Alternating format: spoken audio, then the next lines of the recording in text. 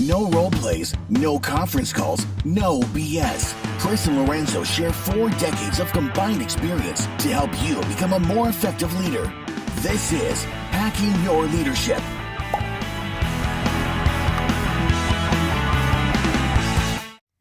Hey everyone, this is Chris. And Lorenzo. And welcome to our Best of Saturday series. Now that we have hundreds of episodes, we get a lot of listeners asking us where to start. So we'll be selecting some of our most popular episodes to share each Saturday from our years of podcasting. We hope you enjoy it. I was out shopping and I ran into somebody that I hadn't seen in literally 20 years. It was a person I went to college with. We had a couple of classes together, and I went to college in a different city than I'm in now, and so it was kind of weird to see them. And we caught up for maybe 2 or 3 minutes and talked, and we both had places to go, and I went home, and the absolute very first thing I did when I got back to my house was I looked them up on Facebook, LinkedIn, Instagram, anywhere I could find just to see what they were doing. And anybody listening right now is going, "Oh, stalker." Yeah, right. You do the exact same thing. You all do. Yeah. Guilty. Yeah, absolutely. And I didn't think anything of it other than I just found out what he was doing and how he was doing and everything. And then I moved on. And then it got me thinking about the trend that has happened over the last probably decade now of employers who, if you applied for a job somewhere, what does the employer do? They go and they look at your social media feeds. They want to see what kind of a person you are.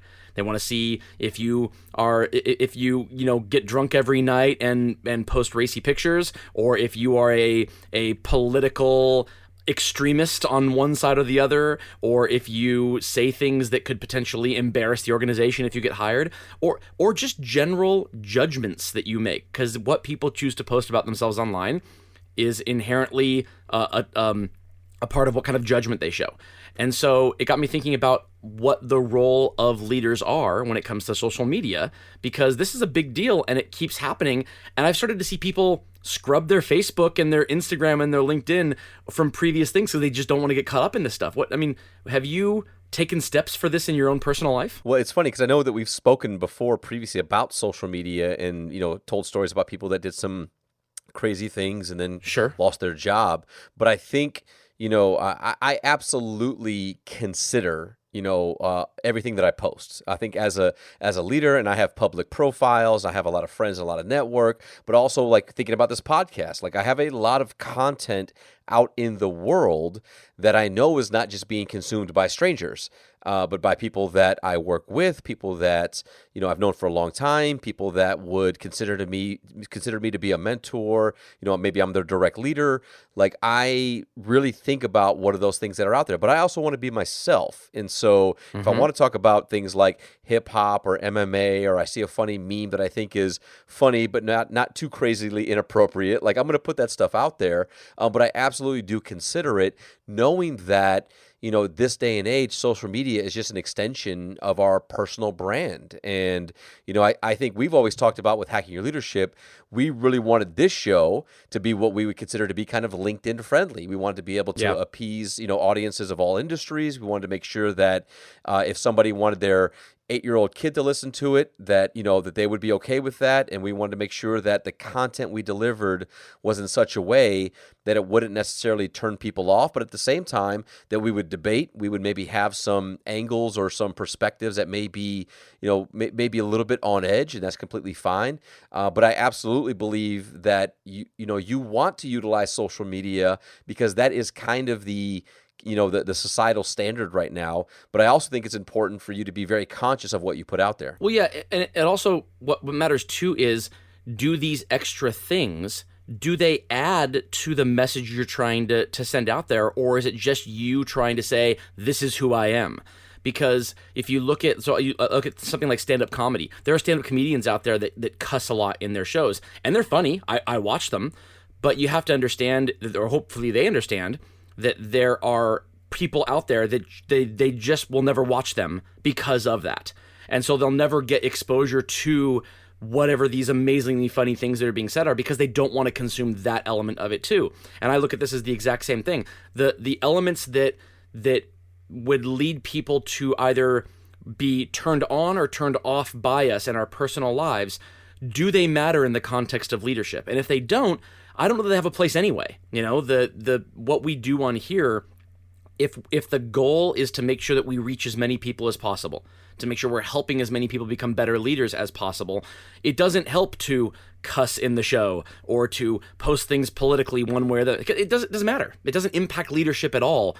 So that's easy from that standpoint, is that I don't think it adds anything, so why even talk about it? But what I want to talk about is how we intentionally put a presence out there that can be used by potential employers or employees. Because I promise you, people have applied to work for you, and before they've applied to work for you or after they met you for the first time, the first thing they did was they went home and they Googled you, and they looked you up on LinkedIn, and they looked you up on Facebook, and they looked you up on Instagram, because they want to see what kind of a person you are, because that's who they might be working for. And I think that's really important for leaders to do. We look at it as like, oh, I'm going to Google this person before I offer them a job. You think they're not Googling you too? No, I think it's a great point, and I think that it's everybody is looking at things on social media, and I know that I always look and say like, oh, hey, here's the top 10 companies, that offer the best employee experience, and the first thing I do is go to LinkedIn and Google the company, and then look at who are the executives and what do they say and what do they believe. I do the same exact thing where I'm just like, I wonder what the representation is of that organization from the leaders that work there. And it's funny because, you and I both know, and if you look at our LinkedIn recently, we did a Pay It Forward Friday not too long ago on a woman named Lorena Acosta, and she is completely in personal branding. That's her specialty.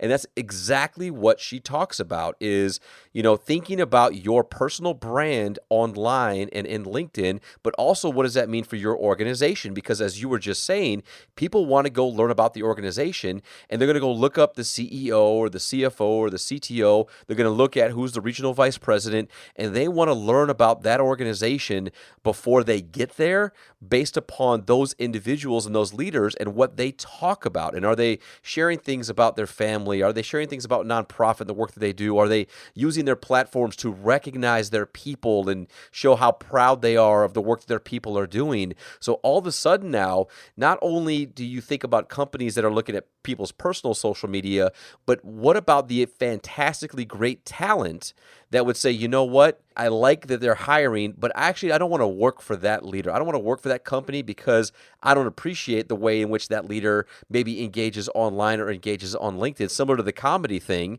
is if I don't like the fact that this leader of this organization leans one way or another politically, I'm not even going to go and try to work for them. And that means that the company may be losing out on some fantastically great talent because they're not utilizing social media proactively to be a welcoming brand that wants everybody to come work for them. Right. And honestly, I'll tell you something, lack of a presence altogether is also troubling to me, because it's been said for years and years and years now that people don't leave companies, people leave people, right? And if we all agree that that's the case, well then the obvious next step is that the people who are going to potentially be working for you are going to look to see what kind of a leader you are too. And so if you don't have anything out there, to me that implies that you want to keep such a separation between who you are as an employee for an organization and who you are in the rest of your life, that it implies you're trying to be two different people. And if we're talking about approaching a time when the best performance comes from employees who have a close interpersonal relationship with their coworkers and their leaders, you don't do that by keeping a dividing line. We talk about the, work-life balance and how there is no work-life balance. There's just life, and work is a part of it. If you truly believe that, then what you do online, what you do on social media is a reflection of who you are as a leader at wherever you work. And if that is nothing, if you do nothing, then that's a reflection of it too. The lack of an answer is still an answer. And so you look at things like the Orange Observer just wrote about you as a podcaster. It was a great article. I promise you, the next time you interview somebody and they Google you, that article is going to come up. So I hope you are happy with how you came off in the article. Yeah, no, it's a great point, and thank you for that. Yeah, it was very exciting, and I know I, of course, splashed it everywhere, and I even got physical copies from my mom, because that's what you're supposed to do, right? But it's so funny that you mentioned that, because what made me not only proud of the fact that we got recognition for the podcast, and the paper came out, we did an interview, and we talked about all these cool things, but the reaction that I got on social media from people that I hadn't maybe maybe talked to in a decade or more that I used to work with or used to work for me, that type of thing, not only liking it, but commenting, but sharing it, and just like really being proud of it and saying like, hey, congratulations, man. As a leader, I always appreciated you. You always did great things. Like just the fact that I am on social media, the fact that I do my absolute best to engage with people and really with their passions and their dreams. And you know what? There's a lot of ignoring that I do too, right? Like that's the reality, is that like that people put some silly stuff out there sometimes, and like it is what it is. And unless it's a big, huge red flag or a major concern, let it go, because like people need to be themselves, and that's perfectly fine. And I don't engage in those posts, but when I see people that I know or people that I've worked with sharing really cool things or stuff that they're proud of, or passion projects, or creative elements, like I always want to like and share that and reshare that and talk about how cool that is, because this day and age that matters, and that's another way in which people see you as a leader, being supportive of not just somebody's professional career and their development, but also their personal passions and who they are outside of work, and the pictures they may have of their kids and the things that they're doing. And like a lot of these things matter when it comes to how people perceive you as a leader and how they perceive you as a supportive leader. Yeah, I totally agree with that. And I think I like that you brought up some of the silly posts that you don't engage in, but I think it's equally important that you see them. I think it's important that you see what your potential employers, employees, and colleagues are talking about, because quite honestly, it helps you as a leader to know that there are people out there who are posting things they probably shouldn't post. Like if they wanted to do what's best for their own personal brand, they probably wouldn't post them. But together they create an image for you of what the zeitgeist is, what people are talking about. So I'll give you a great example. When Kobe Bryant died last month, this was something that impacted me living in Southern California. There were some people that were impacted by this personally, that they never met him, or maybe they met him at a Laker game once, or at the Mamba Academy's 5 minutes from my house. Maybe they met them there, but they weren't personal friends with him, but it greatly impacted them, or it seemed to, for a week or a week and a half. And the tone that they showed up with, not just on social media, but at work too, the colleagues that I work with too, it was palpable. And if me, as someone who, like, I follow the news, but if I had only gotten my information from the news and not from what people are saying on social media, then I might have come into work and been like, all right, let's get back to work, let's go, and not being cognizant of the fact that, wait a minute, there's some people here who are hurting about something. And it's incumbent upon me as a leader to say, I can't just look at what the factual elements are. I have to look at what emotionally these things are, how these are impacting the people that I have to get along with, even if I choose not to engage myself, even if I have no business engaging myself. I still have to know how it's impacting others. Yeah, I think it's a great point. And I know like the Kobe thing is a very extreme example, because it was just everywhere, right? And like everybody that I talked to about it said exactly the same thing, which is like, this is unbelievable and how sad. And this is like, but I think that those things happen all the time, right, in smaller elements. And again, like where you live, where I live, there might be something that happens locally here in Orlando that you would never hear about, but because I'm here local, because there are people here local that would share those types of things on social media, it gives me some sense and some understanding of like, there's something going on in my community that may have an impact on those that I work with. And to your point, if I know that, if I'm aware of that, if I can get that sense when I come in and I'm talking to people and I can feel that there's something that either needs to be said or discussed, or people need a little bit of space or a little bit of grace, I know that going into it, and I'm not making that faux pas or that mistake of being out of the loop completely.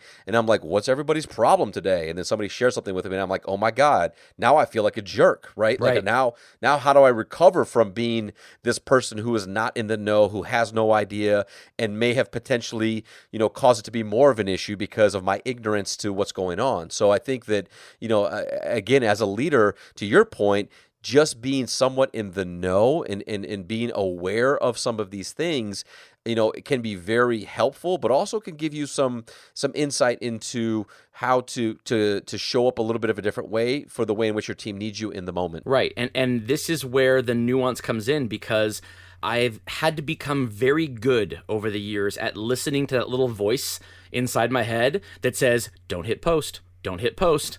And it's really difficult to do, because if you want to be in the loop, it's human nature to want to contribute too, to want to leave your mark there, to want to be able to almost have, there's almost a camaraderie in feeling like I'm going through this with other people. And sometimes it's appropriate.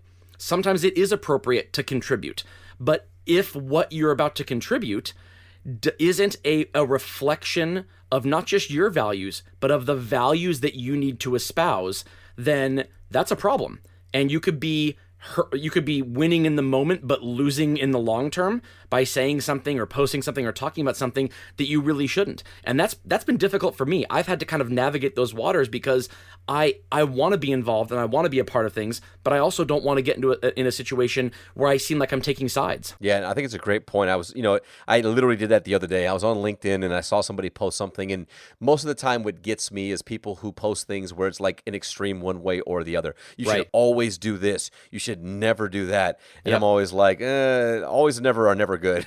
And I just said it right. But it's like, that's the truth, is that there's so much in the nuance, there's so much in the gray, and my gut reaction is I want to correct them. But at the same time, I'm like, yeah, but like this might be what they're actually trying to do, is cause some stir, get people into the comments, get people talking. And I'm like, and I just don't want any part of that conversation. Right. I might read through some of it and somebody might do that. And I'm like, good for you. Right. Yes, great call out, but I'm going to stay away from this whole thing. That exact same thing happened to me. And I actually did make a comment. And then 3 minutes later, I deleted the comment. Somebody made a post on LinkedIn that talked about how there's a large population of men on LinkedIn that think it's a dating site, that will reach out to women on LinkedIn who are posting professionally and try to strike up a conversation that seems not professional. And I think the post was, can we agree that LinkedIn isn't Tinder? And I completely agree with that. And I wanted to add to the conversation too. And my comment was, yeah, I think we should also agree it's not Facebook or Instagram either. The amount of posts I see about politics or about look what my kid did are getting too high also. And then it got a couple of likes. And then I thought, what did that actually add? What did that add to the conversation? It wasn't about what she initially posted. It wasn't, it doesn't reflect positively or negatively. It's just kind of a nothing comment. And it has the potential of turning off people who would see that and think, well, I post like I do on Facebook here. And it's like, who cares? I'll just ignore you on LinkedIn. But to call it out says that now I think less of a person who does that. And now they might not want to have a relationship with me, when it wouldn't be a relationship deal breaker for me. It would just be something I'd ignore on LinkedIn and moved on. And so the appropriate thing to do was to not contribute. And I find myself doing those things all the time. Yeah, I think that's great. And with that, it brings us to this episode's 1 Minute Hack. The 1 Minute Hack. All right, for this episode's 1 Minute Hack, I'm going to tell you that if you are a leader of people, it is imperative you have a presence on social media. Your people will not trust you if you don't. People who you are intending to hire or that you want to work for you will not trust you if they can't find you online. But it's also imperative that when you have a presence online, that you think about it in the context of two things. These are two litmus tests I like to use. If I wouldn't feel comfortable with my name and my face being next to something I'm about to say on the Jumbotron at Times Square, or if I wouldn't feel comfortable saying what I'm about to type to this person if I met them on the street, it doesn't get typed out online, period. Again, you need to contribute, but it's imperative that your contribution reflects who you actually want to be as a leader. Yeah, I think it's a great 1 minute hack. And the reality is where we are in society is that you must have an online presence. And it's just the expectation both ways, for organizations looking at potential employees and for employees and people that are looking to connect with leaders of organizations. So that would absolutely be my same exact advice. And just be conscious of what you put out there and make sure that what people see and hear about you, online is similar to what they would hear about you from some of your best friends and family members. Yep, I've said it before and I'll say it again. A lot of the conversations that impact your future happen in rooms where you're not even there. And you want to make sure that those conversations don't include anything that you would regret later on. Absolutely. And with that, it brings us to the end of this episode.